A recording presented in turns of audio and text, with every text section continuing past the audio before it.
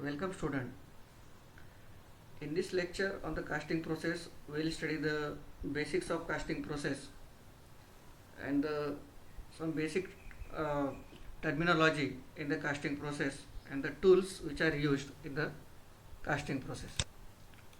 The casting is one of the ancient process of manufacturing the metallic components and it is used since 4000 BC.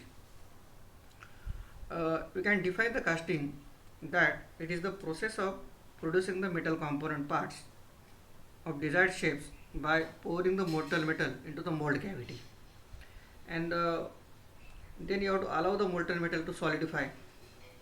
Okay, so after solidification whatever piece of metal is produced, this is nothing but your casting. What is the feature of this casting? uh, Whatever is the shape of your mold cavity, so this shape can be easily acquired by the molten metal and you can get the solidified metal. This is called as a casting. Let's see some important steps in the casting process. First, you have to melt the metal in the furnace.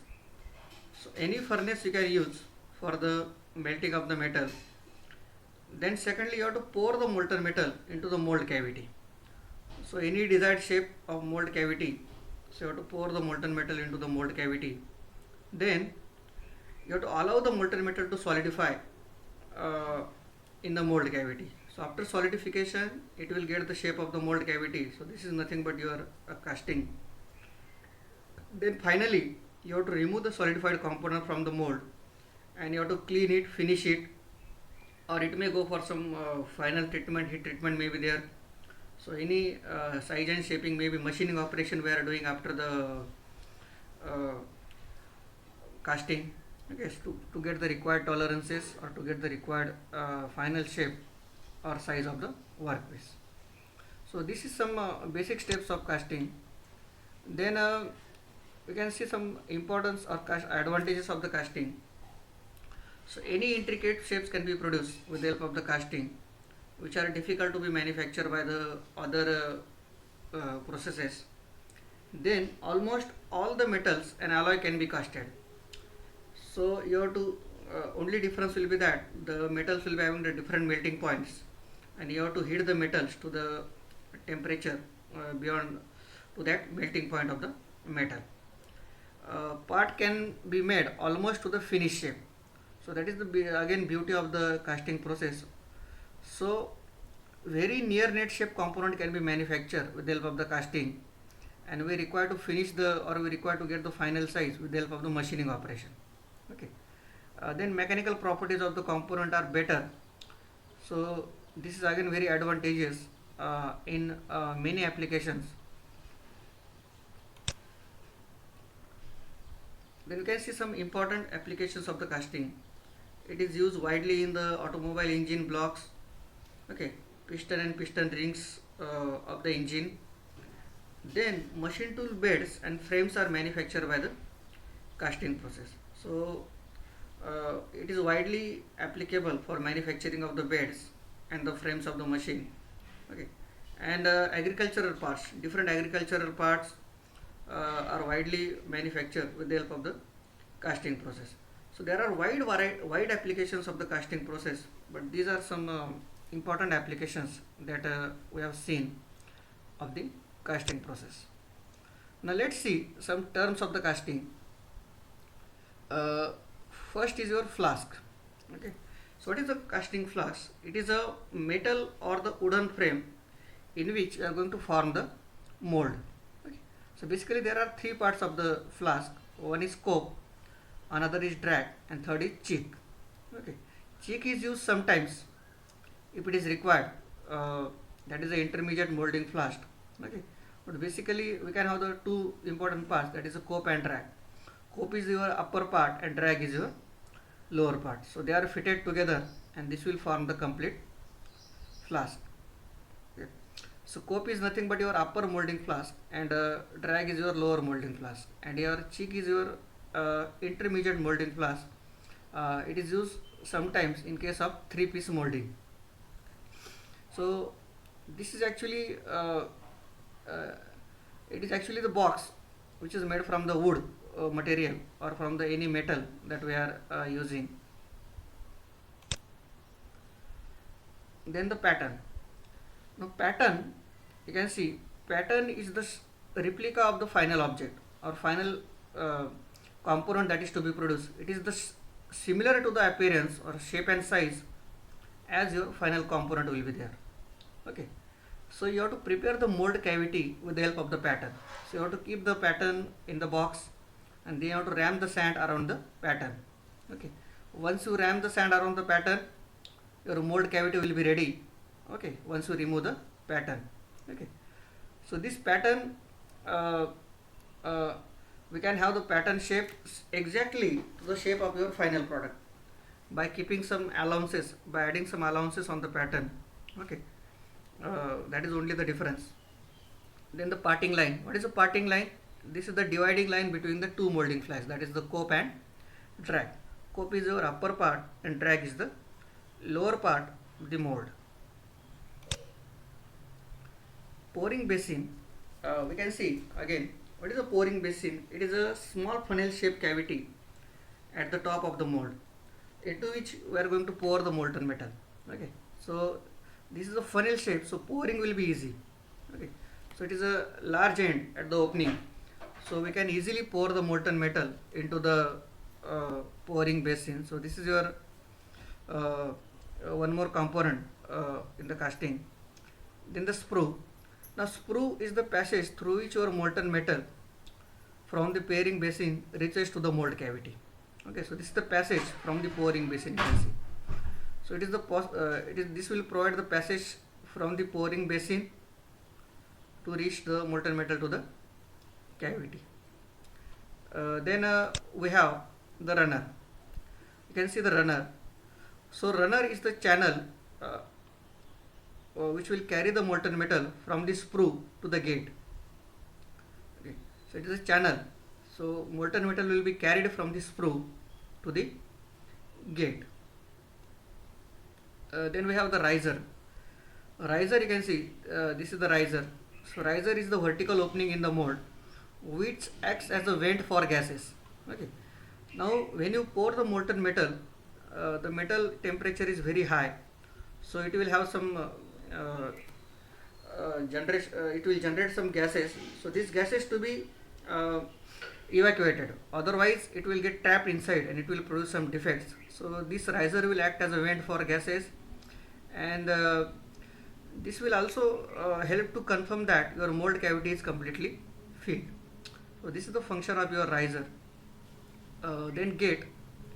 Gate is the channel through which your molten metals enter into the mold cavity. You may have the one gate, two gate, or number of gate may be more also, depending on the size and shape of the your casting, final casting.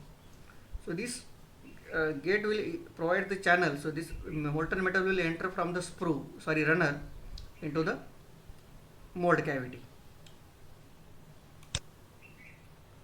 Then we have the core. You can see what is the purpose of the core. It is actually a separate part in the mold. It is made from the sand, and the sand is baked to get some hardness. So you have to bake the sand so that the part will have some strength also. So it is used to create some openings and various shapes, cavities in the casting. You can see if this is the component, and in this component you have to produce the hole in the component. Okay, so this is the hollow component. You have to produce some internal diameter in the component. So this internal diameter in the component can be produced with the help of this core. Okay, if you place the core in the mold cavity, and once you pour the molten metal, okay, so this core will not allow to fill the shape of the internal diameter. So in this way we can produce the internal shape, or any shape can be produced by keeping the core. Okay, so this is the function of the core. Then we have the chaplets. What is a chaplet? Chaplet is basically used to support the core in the mold cavity.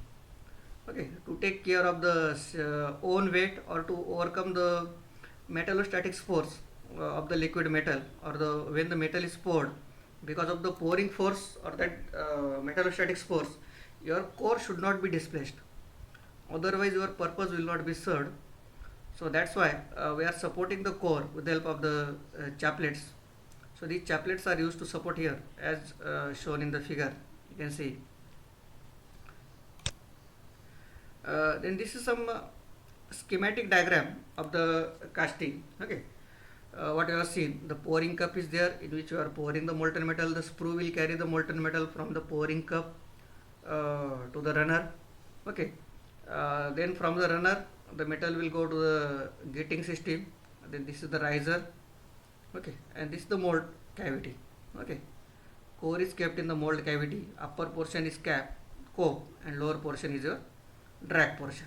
Okay, so this is how the terminology of the casting is there, and we can get the required shape as per your shape of the mold cavity. So some important metals which are commonly used in manufacturing of the casting. So we are going to use the ferrous metal and non-ferrous metal. In ferrous metal widely we are using the cast iron and then the steel material. In non-ferrous metal we are using copper alloy, aluminum alloy, magnesium alloy, zinc alloy and nickel alloy. Okay, even we can add this alloying element in the ferrous metals also. Okay, so these are some important materials from which the casting is manufactured. Then pattern. Now again, pattern is very important element in the casting. What is a pattern actually? Pattern is basically used to prepare the mold cavity for the purpose of making the casting. So whatever is your size and shape of the pattern, so as per that your mold cavity will be prepared. Okay, if your pattern is very properly made, you will get the smooth casting. Okay, it will reduce the casting defect. So you have to manufacture the pattern very carefully. Okay, and pattern is what? Pattern is the replica of your final component. Only some allowances will be added to the pattern to get the required shape and size of the final workpiece. Otherwise your pattern is simply the replica of your final object that you are generating. Then these are some materials of the pattern. Wood you are using widely, because wood is very easily available. It is cheaper also. Okay, but what is the disadvantage of the wood material? It is not long lasting. Okay, when you have to produce the large number of components from the pattern, then metal is preferable, because metal pattern will be long lasting. What is the disadvantage of the metal pattern? We cannot manufacture the metal pattern in split way. Okay, assembly will be very difficult. That will be very easy in case of wooden pattern. So both are having some advantage and disadvantage. Then pattern can be made from the plastics also, then the plaster also, and the wax pattern also. Okay, so these are some important materials what we can use in manufacturing of the pattern. So in this lecture we have seen some basic of the casting process, and then the some terms of the casting. Okay, now casting is a widely used process for manufacturing of the component, and it has a wide variety of application in manufacturing. Thanks.